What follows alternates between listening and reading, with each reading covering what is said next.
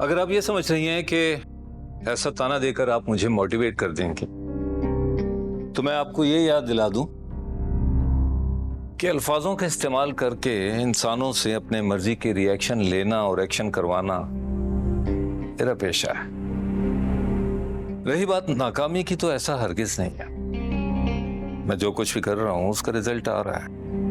अदन आई थी यहां मेरे पास ये सवाल लेकर कि क्या मैं जैद के अंदर कुछ ऐसा महसूस कर रहा हूं जिससे ये लगे कि जैद की याददाश्त वापस आ रही है।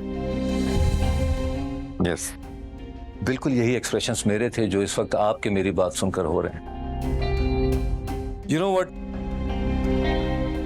इस सवाल के अंदर ही एक जवाब है।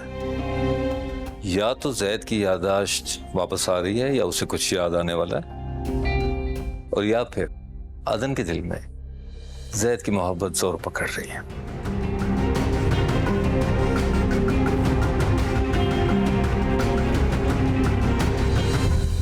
कुछ लम्हे के लिए ऐसा लगा जैसे हम एक साल वापस चले गए, जैसे सब कुछ वैसा ही है जैसा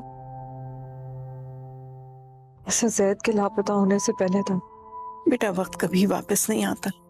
हम भी उस वक्त को याद करके कभी हंस लेते हैं, कभी रो लेते हैं, लेकिन तुम क्यों उसकी याददाश्त वापस आने का इंतजार कर रही हो?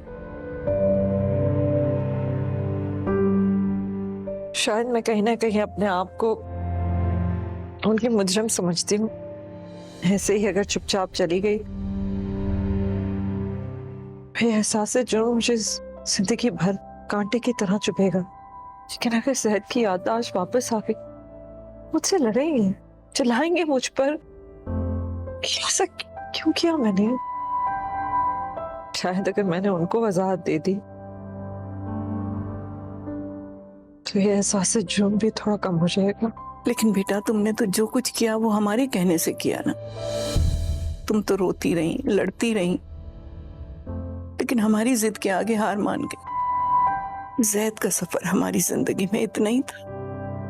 तुम्हारे जाने के बाद मैं जैद को उसकी माँ के पास हमेशा के लिए भेज दूंगी, और फिर जैद हमारी जिंदगियों में हसीन यादों की तरह रह जाएगा, जिसे याद करके कभी रो लेंगे, कभी हंस लेंगे।